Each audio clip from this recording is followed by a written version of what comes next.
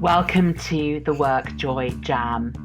I'm your host, Beth Stallwood, founder of Create WorkJoy. In this episode, I talk to Ellie Dix, who has a really interesting career and one of those that I never knew really existed. And it's really exciting when we get to talk to people who have these unusual, interesting perspectives and interesting careers. So I won't tell you any more. I will allow Ellie to introduce herself and tell you what she does. And I'll pop on at the end and give you my thoughts about what I'm taking away from our conversation.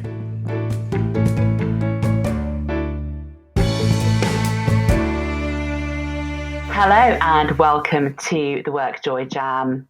I'm your host, Beth Stallwood, and today I'm really excited to be joined by Ellie Dix. And I'm not going to tell you what Ellie Dix does until she gets to introduce herself, because she has one of the most interesting jobs I think I've heard of in a long time. And when I heard of Ellie, I was like, right, we need to talk about this because this is really, really interesting. So Ellie, let's get you to do the reveal. What is it you do? And also tell us a little bit of a story about how you got to do what you do today, because it's not one of those jobs that is particularly on a careers advisor's list when you're at school, is it? It definitely isn't. No, thanks, Beth. I'm a board game designer. I design games for families, for schools, and for anyone really to play together.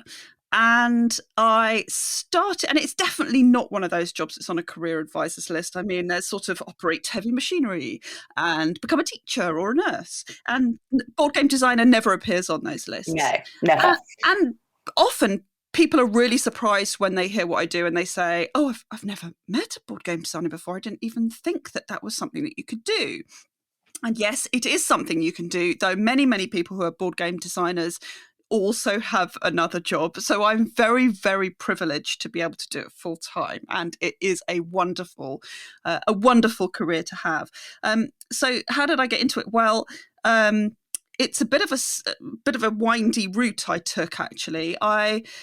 I've always been a board gamer. We've always played lots of games as a family when I was young. And I had quite an unusual exposure to games when I was growing up. As well as some of the mainstream family games that you all would have had, Mousetrap, Monopoly. We also had some games that you probably haven't heard of. And and these are sort of more hobby board games. Both my parents were teachers in education. My mum actually taught on a teacher training course, so she was teaching primary teachers, particularly teaching maths to primary teachers. And one of the things that she would do, she felt very strongly that using games in teaching is a brilliant educational tool. So one of the things she would do one of the assignments she set was to get her students to create a board game, to design their own board game, which had some sort of mathematical content. And then she would test them, but she would test them with us. We were at primary school, we were the target audience. Yeah. And she'd bring home all these prototype games, or we'd go into college and test them.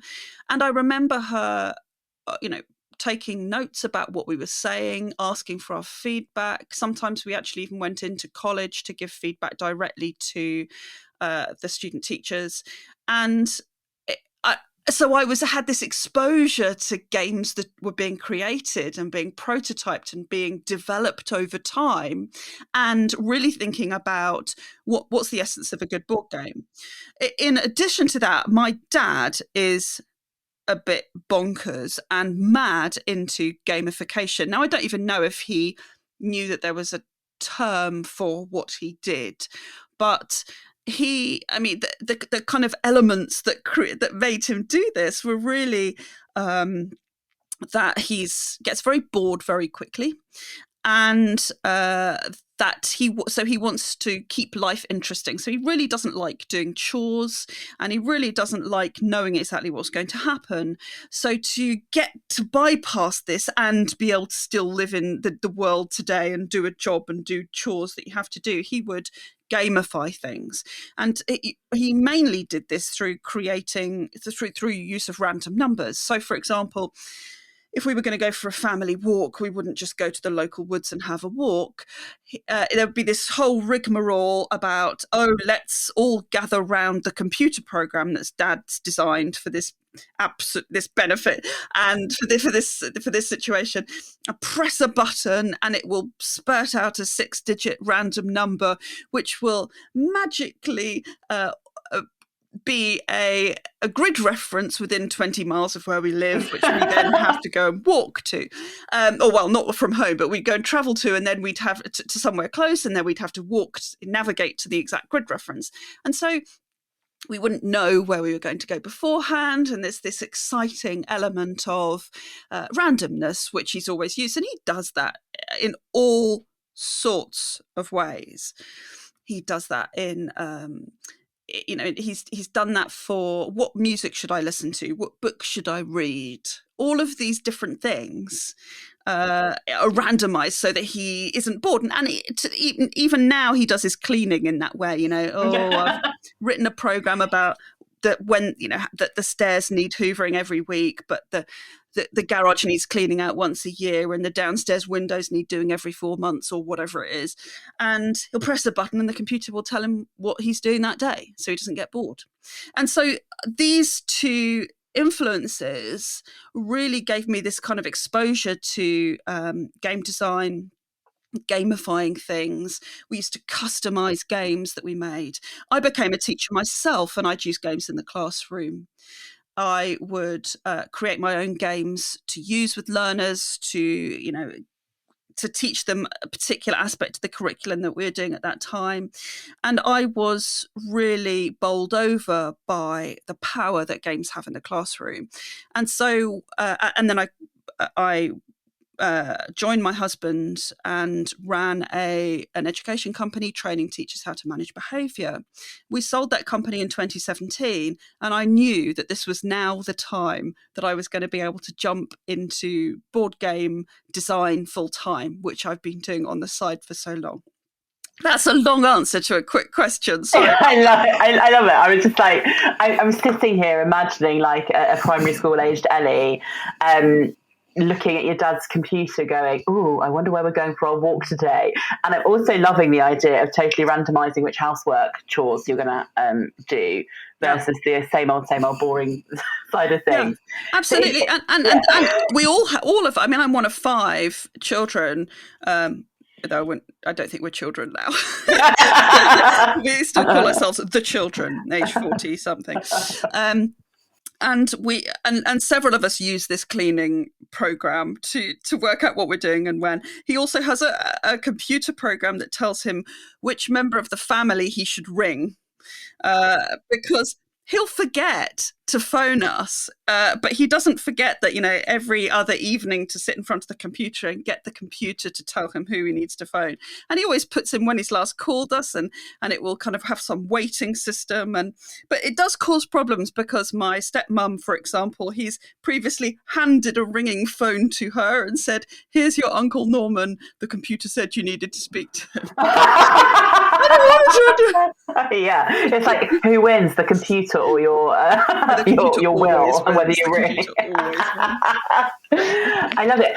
So there are so many interesting things about this to start with, and I've got a couple of questions for you. Sure. I think the first, it's not really a question, it's a thought here, is how much we are influenced by stuff we do when we're kids.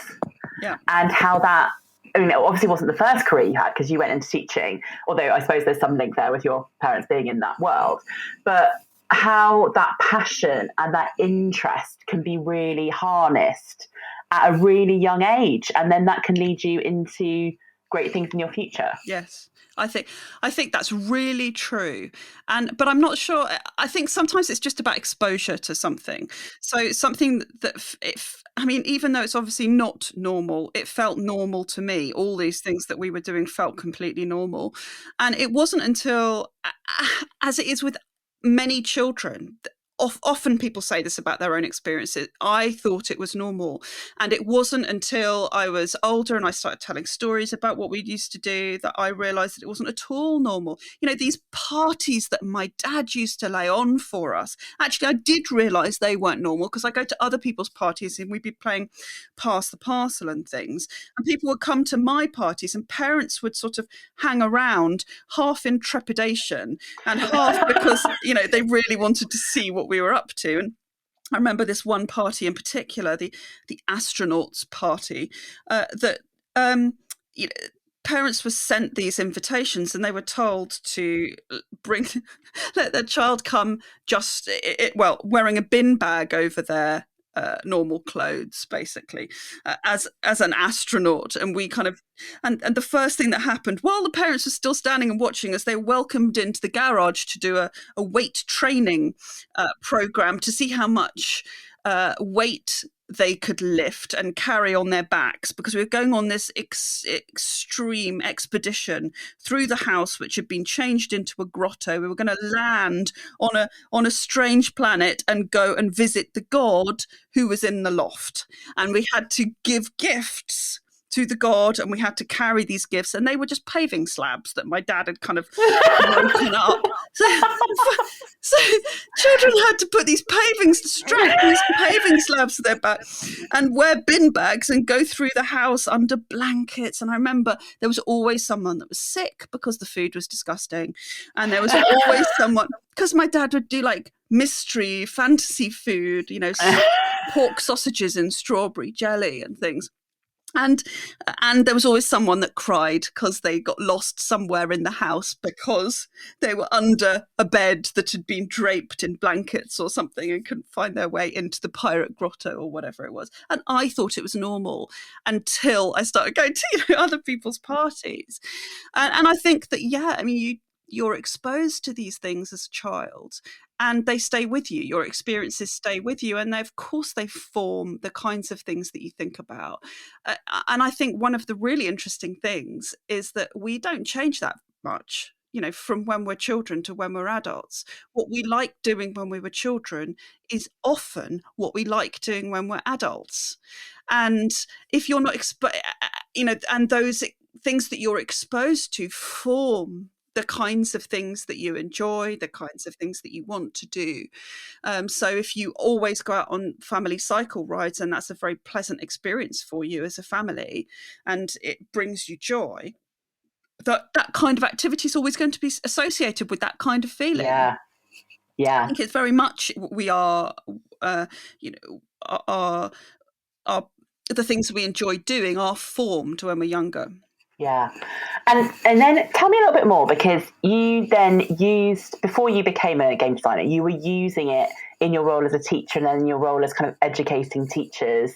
How did you find games helped in that world? And then if you can, I'm thinking about actually in the context of work, if we thought about games, how might that translate into the context of work?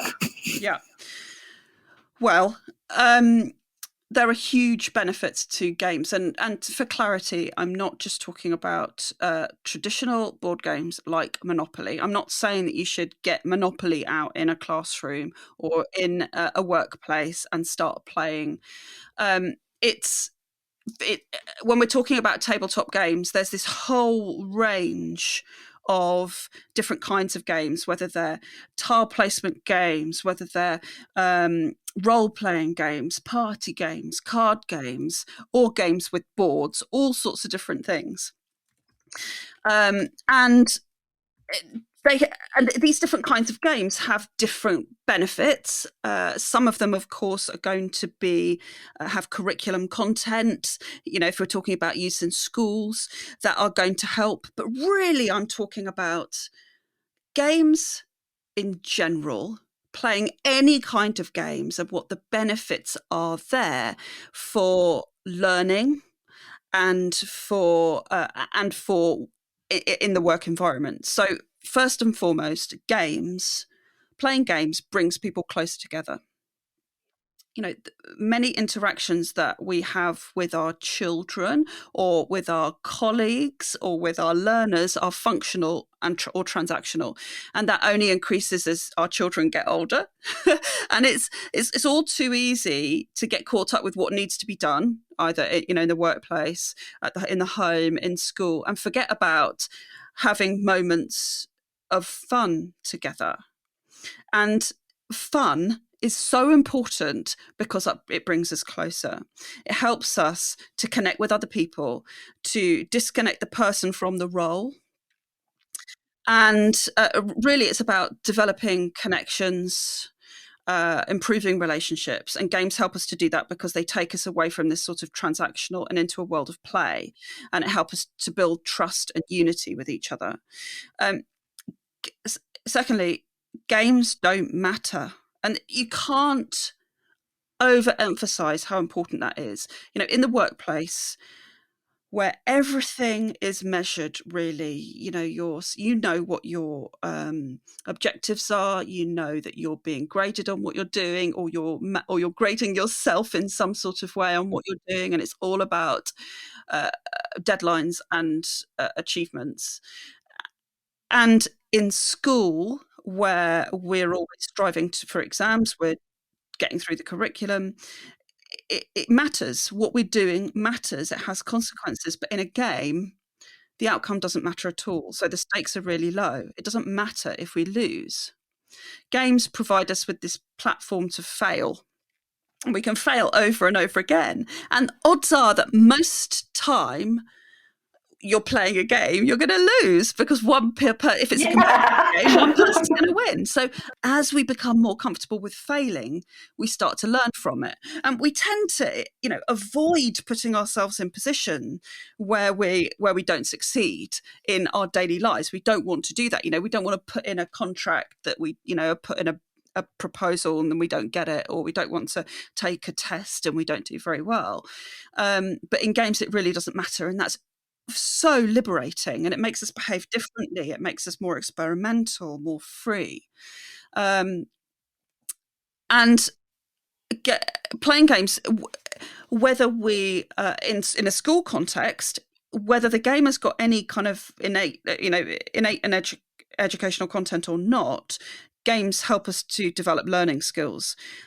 And this is useful in a work context as well. Games improve our memory formation and our cognitive skills. Our processing speed is increased as we're playing games and we have to make quick decisions. Our logic and reasoning skills are developed. We improve our critical thinking and our spatial reasoning. Our verbal communication skills are developed when we're playing some sort of games that we have to negotiate for or explain what we're doing. Our concentration and our attention span is developed. And hugely importantly, we learn about problem solving, and decision making. We're presented with an issue, with a scenario in front of us, and we have to make quick decisions. So games encourage us to think in new ways. There's all sorts of other things. Every player is equal in a game, and that's not the same in the hierarchical structure of the workplace or the classroom. Games create these kind of shared experiences that we can come back to time and time again. And that's really useful in a learning context, because if you're teaching... Sorry, that's my phone. We're going to ignore that. Oh, they're probably going to try again. It's a bit of a nightmare. I've got a landline in my study that I can't even remove. It hardly ever rings. In fact, I was going to say, this is probably the only time this year it will actually ring. We call it grandparent line, because the only people that usually call on it are either my parents or my husband's parents, and it's not one of those numbers, so I don't know who it is that's trying to call. They'll probably try again. How annoying. Finally, there's one last thing that's really important about games, is that there are both kind of physical and mental health benefits of playing games. Game playing has proven health benefits because it induces laughter and reduces stress, boosting the immune system and lowering blood pressure. Board games really help us to escape from our daily worries and focus on something else for a little while. You can't think of very many other things while you're playing a game. Your focus is on the game. So this brings us a little bit of balance in a hectic world and helps us to relax. And I think also, when we're talking about parents and using games in the home, teenagers particularly may seem to want to spend a lot of time on their own in their room, but it's not usually in the best interests of their mental health. So taking time to play together can reduce that sort of isolation. And there's loads of studies recently that say that people who play games are less at risk of cognitive decline, dementia, and Alzheimer's. So it's a bit of a win-win when you're playing games, really. I was going to say, that list is enormous, isn't it, of all the potential and it's benefits. Not the whole list, but that's a sort of whistle-stop tour of some of the benefits. Yeah, and I'm just saying here, I was giggling slightly at myself when you said it reduces blood pressure, and I've had some very, very blood pressure raising inducing Uno games with some friends in the past. Yes. But overall, you think about the fun that you had, and we actually, I could quote many times where Uno has been the part of our fun times. Yes, absolutely. And I mean, many people say, I don't like board games, I can't stand them. And it's because that they're playing the wrong kinds of games, to be perfectly honest. And, many parents will cite board games as, causing problems in the home and arguments. And really, it's because they're playing these many mainstream games like Monopoly that aren't really very good family games. Monopoly was published in 1935 and we're still playing it. And there are so many better family games now than there were. And, when you think about it, Monopoly is very, very long. That's not a great family experience. You could be losing for many hours. You could be out a long time before other people. And the writing is sort of on the wall from really early on. Now, none of those things make for a particularly harmonious family experience. So, of course, these benefits of playing board games rely on you picking the right sort of games that are going to help you pull together with other people rather than bring you apart. And now, there's all sorts of things that do that. There are games that don't have conflict. There are games where where player interaction is reduced a little bit, but there are also cooperative games where, as a group of players, you're working together to try and beat the game. And that's, there's a great one called Pandemic, which is probably the most well known, and it's obviously it's been played quite a lot in the last couple of years. Yeah, it's very very appropriate for the time we're living in. Yeah, and I'm just sitting here thinking about that idea of games being long and boring versus the right ones for the concentration span you have with different people. Yep. And also, one of the things I was really thinking about when you were talking earlier is how games are often, I think, and if I think about my personal experience, are first or most easiest introduction with failure and resilience against it and being okay with it. Yep. And understanding that it's just part of life. And that's why it can be so damaging when you have, and I totally understand why parents do this, why some parents do this, that they'll let their children win the game because it's easier to do that. And it's really actually quite damaging to do that because it stops the children from getting comfortable with losing. And it's difficult. It's a difficult lesson to teach as a parent. But it's the fact that we don't get, and now even less so, we don't get put in we're not putting our children in a position where they are forced to lose because with schools are very much more about not grading children against each other, which is great, which is an improvement, but it has put us into a position where children aren't used to knowing where they stand in a situation, and then so they're less likely to be able to cope with losing. But you have to push through that. You have to teach your children how to manage that so that you can so you can access the joy and all these wonderful benefits that playing games brings.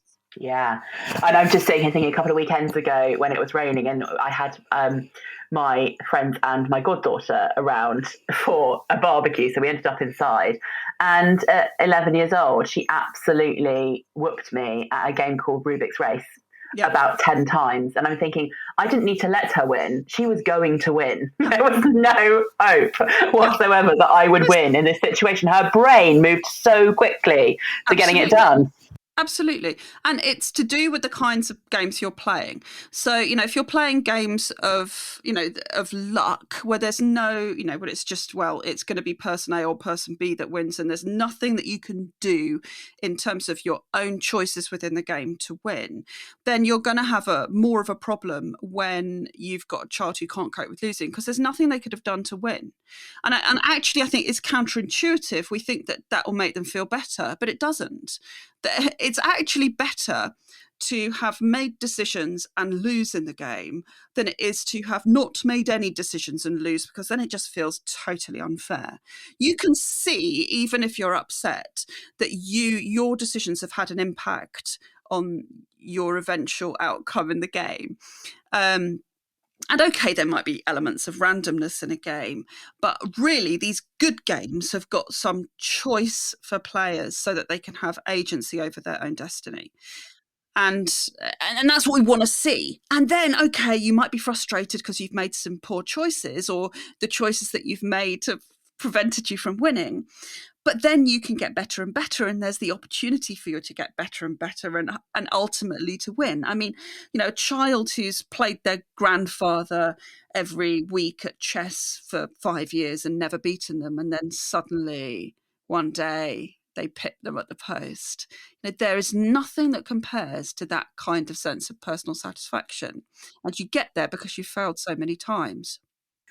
Yeah, and that's the thinking, isn't it? It's about the long-term benefits, not necessarily winning in that moment. Yep. It's the understanding how to play the game and understanding all the different techniques and stuff and building your skill. And there's so many lessons in that for life in general, work, children, everything. Is sometimes about understanding that you've got to take time to build your skills, that Absolutely. You don't just suddenly, the first time you play amazingly well. Absolutely. And I was speaking to a couple of guys who have written a book about chess improvement, which is really written for parents and coaches of chess players and children who are becoming chess players. And they said something very interesting. They said, the best sort of questions you can ask after a child, I guess it's same with an adult, playing a chess match, are not about the outcome of the game. Don't start by saying, did you win? Start by saying, what did you learn? And whether you won or not is irrelevant. What were the interesting bits in the game? What was unexpected? Ask those sorts of questions. And so you can see that as a parent or as a teacher, you can start to form the way that children and young people think about their game playing experiences that they've had by the questions that you ask. If you make it all about who's won, if you let the person who's won not clear away, or you all give them a clap and say, oh, brilliant, well done, aren't you wonderful, then there's more emphasis on the outcome of the game rather than the process of playing. Yeah, and I just see the translation of that into, think about a project and you're doing like a project review at work, rather than asking, did we win at the project, or did we get the exact outcome we were looking for? Asking things like, what did you learn? What were the unexpected bits? How did you overcome things? What were the challenges? Where did you feel the joy? And it's all better questions. Absolutely. And it's got to be in a work context, not just about the winning or the losing. It's got to be about, if you're embarking on a project that is, or you're putting together a proposal for something, and it's not, and the outcome is not at all certain, then there's got to be a reason more than we want to win this project to do it. We've got to learn from, maybe it's that in 4 years we want to be able to win. I enter my board games into board game competitions. The point is not to win those. The point is to get the feedback from the judges so that I can make those games which are in development, which have not been published, which are just in the sort of development stages. I can make those games as good as they possibly can be. It's, getting to the final of a competition or winning a competition is a wonderful byproduct, but the reason I'm doing it is not that. So, and it's got to be the same in the work context, that there's got to be another reason why we're doing this other than to win the work. Yeah.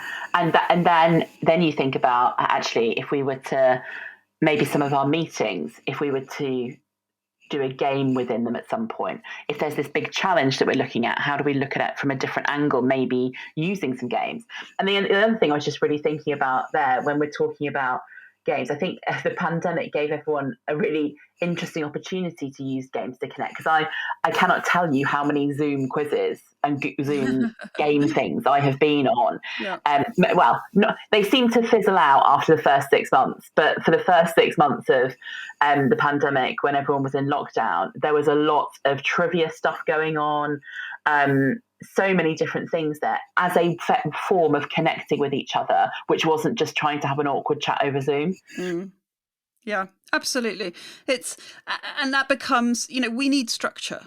And if you think about when you often see your friends or speak to your friends, it's often in a structured environment. Either it's in a work context, or you're all, I sing as part of a glee club and we go and sing, and that's the context in which we meet and we chat, and there's plenty of time to chat, but we've got this structure to when we meet. And of course, all of that was taken away, and it's very difficult because when you're on Zoom, you can't have mini conversations between different parts of the group. That doesn't happen naturally. So we've had to find ways to either, say, oh, you go first and tell us what you've been doing, and then we'll sort of go round the screen. Yeah. And actually, some of the best conversations we have are when we're doing something else. When we're cooking a meal together, when we're playing a game together, when we're going on a walk together. And the focus isn't on the conversation. The focus is on something else, and the conversation forms naturally as part of that. And that's one of the reasons that playing games is so good for people who find it really hard to manage in social situations. So there are some some workplaces that attract really neurodiverse colleagues, and you'll know what I mean in that kind of place. Sometimes there are accountancy firms and places like that where the people that enjoy that kind of work might be on the autistic spectrum. Some of that, I know I'm hugely generalizing here, but there are a higher proportion in some workplaces than others of this sort of neurodiverse background.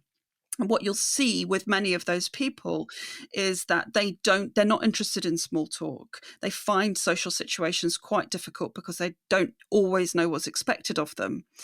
And they prefer something more structured. So when you have a game that you're playing, it gives you a framework within which to operate, and you can talk about the game, you can talk through the game, and people who don't want to make small talk don't have to. And that's really empowering. That's a brilliant social activity for any workplace to have, and it's going to make employees who struggle in those kinds of free-flowing social situations much, much happier, and feel like they are much more comfortable within their own workplace. Yeah, because the game has boundaries and rules and a reason to be doing it versus and just standing there trying to chat and to each other. End point and clear victory conditions and a rule set, so they know how they're behaving within the game. Yeah. It's really interesting, isn't it, that there's potentially so many uses for games at work. Yet that isn't, I don't think it's something that many people think about when they're in the working context, is how could we use some games or some game-like thinking? Even that, I always just think about the randomizer from when you first came on. You could have 6 subjects on an agenda and a dice, couldn't you? And you could go, right, which order are we going to do them in? We're going to let the dice decide. That's gaming your meeting. Exactly. And it doesn't have to be complicated. No, it doesn't have to be complicated. You can do that. I mean, one of the things that we used to do when I was running the education company is we would have certain points. Like, for example, I mean, this is just one example, but at our Christmas event, we would have a sort of, okay, you've got 15 minutes to do this activity, and it's going to be in an envelope, and you pick out the envelope out of a box, and that's the activity we're going to do next. And one of the activities was, for example, create a new product for the company. You got 15 minutes, and the winner their product will get developed next year. And when you've got that kind of 15-minute time limit, people are and you're in groups of people from different departments, people just sort of create in a very unexpected way, because they've just built a gingerbread house, and now they're creating a product for next year. And it just gets your brain into a totally different zone, doesn't it? Yeah, it does. Yeah. Exactly, and you're working with people you don't normally work with, and you're collaborating on some things, and but you've got your own voice within that as well. And as a business owner, you then get loads of amazing ideas. Yeah, exactly. It's a win-win-win situation, and really, that's what you want to foster and develop. If you need ideas to keep your business going, which, I mean, I don't know a business who doesn't, whether it's a marketing plan or whatever kind of idea, or it's a new product, or it's a new service, or it's how to develop a service you've already got, or how to streamline it, then you can't just have one person creating those ideas. And if you have a sort of hierarchy or structure or job roles within your organization that say only these people can have ideas, or only these people can have ideas that we will listen to, then you can be sure that no one else in the company is going to come up with any ideas, not because they can't, but because that's not their job. And they're not listened to, or they're not asked, or they're not put in the situations where they could have ideas. So by mixing that up a bit, you start to create these interesting situations where people that are really unexpected are going to start to have really excellent ideas, which will spark someone else, and people bounce ideas off each other. So, put them in that kind of situation, do it as a game where the outcome really doesn't matter. You're not being judged on whether you've come up with a brilliant idea in the next 15 minutes or not. It doesn't matter if you can't, but you might well do, because you're eating chocolate crepes from the man who's cooking them in the corner from your work party, and you're having a wonderful time. And any kind of being placed with food and games together, then you're in the ideal location, aren't you, for Absolutely. Great ideas. And I think there's just something, so if we can understand, I always think this, is that we always learn more, we always get more out of things when we're enjoying ourselves and having fun. And when the pressure to create something is off, right? So you take away the pressure because it's a game, so the outcome doesn't matter. And you said that right from the beginning, the outcome doesn't matter here. But it's about the process and the thinking and the collaboration. And then what I would hope in the work context is the more you do that, the more that just becomes the way you do things, even when there isn't a game provided to you. Yep, absolutely. And it's about that, knowing that you can talk about those things with other people. I've had an idea, let's have a chat about it. You've done it before. You've created a situation where that has happened before, and that can happen again. And it's interesting, the whole kind of creativity in the workplace idea, because many, many entrepreneurs will say that they have their ideas when they stop working, when they go on holiday. And if they go on holiday for 2 weeks a year, that's the time where all their ideas are coming, because they're doing something different, because they're not trying to, tick off things on their task list, which is really contradictory to opening up their minds to new ideas. You can't schedule a time in your week to have new ideas. You just have to make those experiences within the life of the company, or within your own work life. Yeah, love it. So can I, because we're getting to time here, move us on to some quick fire questions and see where we head from here. So I'd love to know a bit about you personally, and what is something that for you is always guaranteed to bring you a little bit of work joy in your life? Well, I would say I'll answer this in a roundabout way. Okay. I'll tell you what doesn't bring me work joy. Yeah. We'll go for the negative ones first. Yeah. Well, so I mean, it's really the opposite of this, which is I'm pretty terrible being forced to do something by somebody else. So I'm not a very good employee because I'm always fighting against what I'm being told to do. What brings me joy is being able to make my own decisions, having complete autonomy over not only my own time, but what I'm spending my time on, what I'm developing, what I'm creating. And the things that really, I mean, you could probably tell as a board, I mean, I'm a board game designer, but I also own my own board game publishing company. So the design is part of what I do, but I'm spending a lot of time publishing games, working with manufacturers, and loads of time on marketing to try and sell these games. So the design is only part of what I do, but it is the bit that brings me the most joy. You know, sitting down with an empty page and a bag full of wooden cubes and some bits of cardboard and a Stanley knife, and think, right, what am I going to create today? That's totally exciting and very joyful. That does sound so exciting. I'm sitting here going, "Oh yeah, I'd love to do that." It's such an interesting world to be in, and a really interesting job. And also, I know that there will be many people who are listening to this who relate to the being an employee. Is that really where I should be? Zone, and wanting that freedom to be able to use your skills and your strengths and the way that you like to work for a good purpose that links into what you want to do and what you enjoy. Totally get that. Yeah, I think there are people that relate. A second question I'm going to split into two halves, because I'm going to ask you, first one, the question I ask everyone, which is, what book are you currently reading? Okay, well, I'm afraid it's not as simple to answer that because I sort of have 3 books on the go at any one time. Most people do. I've got a sort of businessy type book that I'm reading, and I've got a sort of designy type book I'm reading, and then I've got a novel that I'm reading. So the design type book is called Understanding Comics, and it's a comic.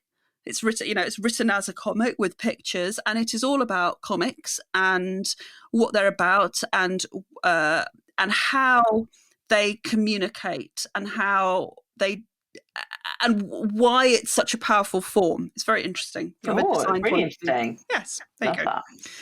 Really interesting there. And then I was going to go into a second question, which is, and I think this is going to be a really hard one to ask, but what's your current favourite game?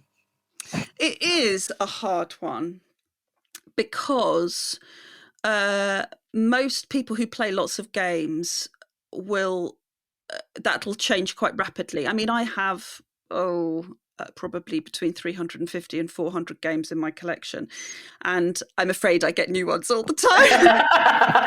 I review games for a magazine, and they send me them, and I buy them, and I get new games on Kickstarter, and I go to conventions and I just acquire games left, right, so I've got a favourite game that is very it's a very big game. It takes about 3 hours to play. It's called Terraforming Mars, and it is each player sort of acts as a corporation who is trying to make Mars more habitable. And you're trying to increase the oxygen level, you're trying to increase the temperature, and you're trying to increase the amount of water on the planet. And you do various things to do that. And every time you play, it's completely different. The combination of cards that you get is completely different. And the reason I love it is because my children love it. It's a big game. It says 14 plus, but we've been playing it for years. but only because they played lots of games. That's how we can play it. Yeah. So that is pretty solidly my number one. Yeah, and I love that you love it because your kids love it, and it's proper family time stuff going on there. Is it one of those ones where it's more collaborative, so you're all working towards? No, it's completely cutthroat competitive. Is it? Okay. And you can steal plants off other people. You can steal animals. Okay. And you can steal, temperature tokens, and you can all sorts of things to so you can be a bit stop naughty. other people. Yeah, you can stop them producing titanium and all sorts of things. Brilliant. You can put tiles on the board in places that are going to prevent them from scoring. So it's a little bit backbitey, but what it is, we call it an engine building game. So the choices that you make initially are about building your engine, which is then going to run and produce more and more and more and more and more. It takes effort to build this thing, but this thing is going to produce more than you would produce if you don't build it. Yeah, sounds really good. And one that you can all get involved in and work through. Love yes, it. But it is definitely not the first game to play if you've not played many modern board games. Do not all go and search for Terraforming Mars unless you've got loads of games already. It's not for amateurs then, not for the first time. It's not. And actually, if people are interested in finding some better games, there's a couple of things that you can do. But one of my biggest tips is to search for gateway games on Google. Gateway games. Yeah. Because gateway games, that's the term for games for the uninitiated, great hobby games, but for the people that have only been playing mainstream games up until now. So search for top 10 gateway games or, top gateway games or something on Google and you'll find a load. Love it. What's the best or most useful bit of advice that you've had in your life, in your career, that you always find yourself coming back to? I think I can't remember who gave me this advice. I feel like it's been I feel like I've heard it from loads of different people over the years because it's such a basic piece of advice, but it is so important. It is to treat other people kindly. And it seems so obvious, but when you are a teacher and you've got all sorts of other things going on and there's a child that's kicking off in front of you, it's hard to be kind to that child. You don't know what's happening in anyone else's personal life. You don't know what situation your colleague has just come in from or what situation that child has got at home. You don't know anything about that, what's going on with that person. So just assume the best all the time and treat people kindly because, if you treat people kindly, then they will, by and large, treat you kindly. And if you have high expectations of people and give them the benefit of the doubt, then that, in my experience, will come back time and time again and pay you over and over. And I think, if you're an employer or if you have subordinates or people that you manage, it's having high expectations but treating people kindly. Those two things together are going to make for a very good work experience, a very good relationship with anybody that you work for. Work with. It's a great piece of advice, and people often think about it, but what about all these other situations? It's like, just add kindness in. Just add kindness as the first thing. I really love that bit of advice. What is one super practical thing that people could go and do in their lives, with their families, in their workplace? It's really easy, something you could go and do that might bring a bit of game benefits into their world. Yeah. Well, if you'd like to have some more gaming experiences in your home, and you think that your teenage children might be a bit, might not be very receptive, and then you could use what I call deliberate stealth.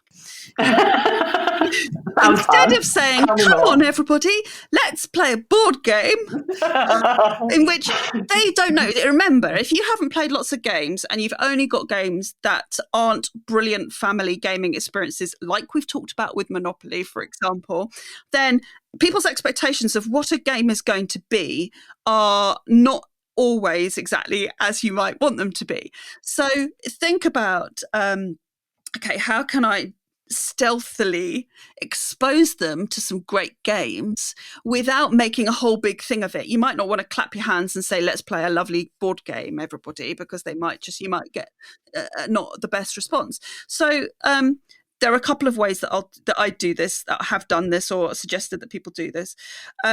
Get some board games that are quite pretty on the table, set them up and play them by yourself. Loads of board games now have a solo play mode, or play them with another adult or someone else in the house that you think is going to be most receptive. And they look beautiful on the table.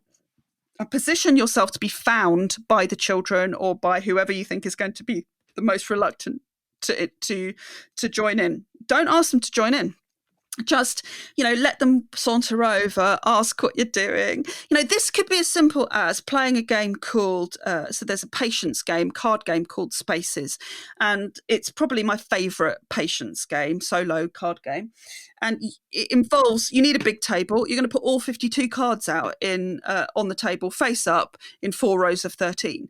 And just that itself takes so much, it has so much table presence. You cannot, just sitting there doing this, other people in the house, your kids, will stop and ask. They will stop and sit with you. They'll, stand next to you and look. And then they'll say, oh, well, you could do that. And you're hooking them in very gradually, very stealthily. Another thing you could do is deal out cards with dinner. They're going to sit there at the table anyway for dinner. They probably, if you've got teenagers, they might not want to talk to you. So actually, they might be quite happy to be given some cards or some dominoes or some dice or some kind of game that they can play while they're eating.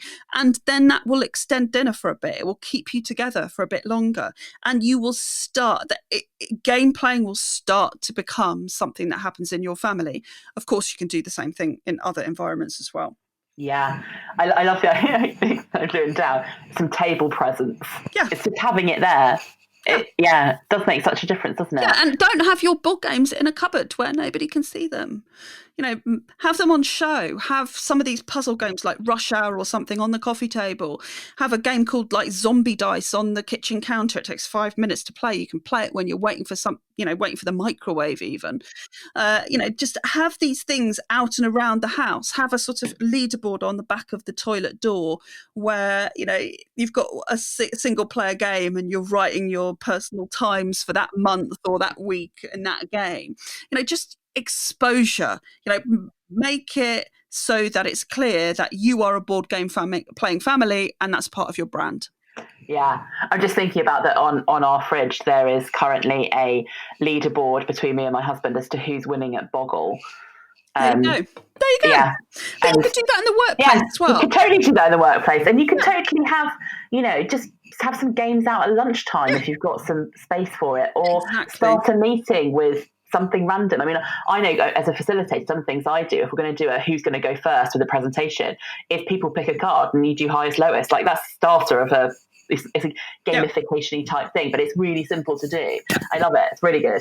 And there are plenty of workplaces that have little mini board game libraries or board game clubs that happen at lunchtime. Yeah, it's a great way of doing it. It is a great way of doing it.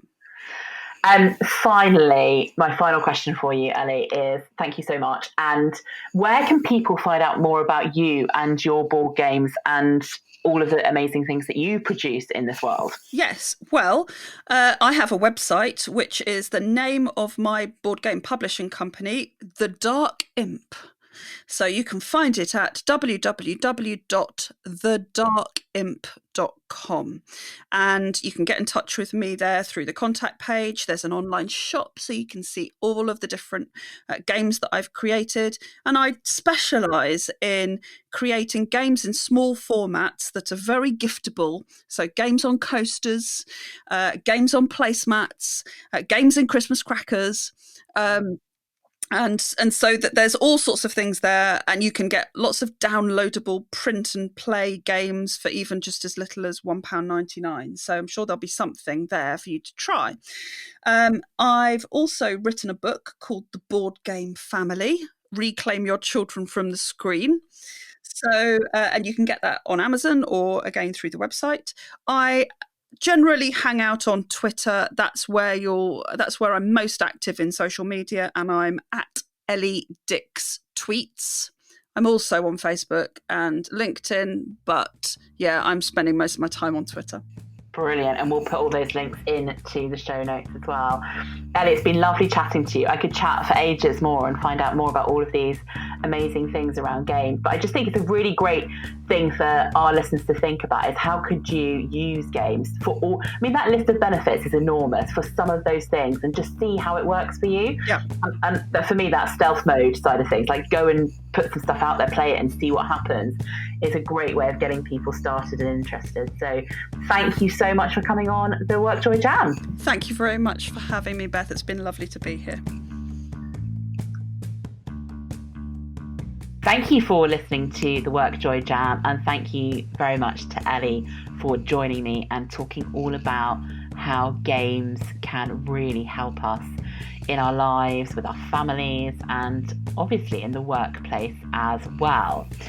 So many things to take from that, and interesting things about how it can benefit things like collaboration and creativity and creating new ideas and getting people to connect with each other, which I think in the workplace is such an important thing, and how it can actually have a benefit on things like your mental health and learning how to fail and learning how to grow, and so many different things. And I loved her phrase that games can put a bookmark in your mind, something to refer back to, something to come back to as a group that really helps people understand and contextualize what's going on in their world. The other thing that I really, really liked, and I often talk about it as going into like stealth mode, is this idea that you can get people excited about these things by actually doing it yourself, having something there, having something on the table, maybe having something in your workplace that just encourages people to consider different ways of thinking, using games as a way of learning and as a way of connecting and as a way of being together. So huge thank you to Ellie for being part of it. I think some great advice there. And do go and take a look at thedarkimp.com if you are interested in getting some games and seeing what Ellie does.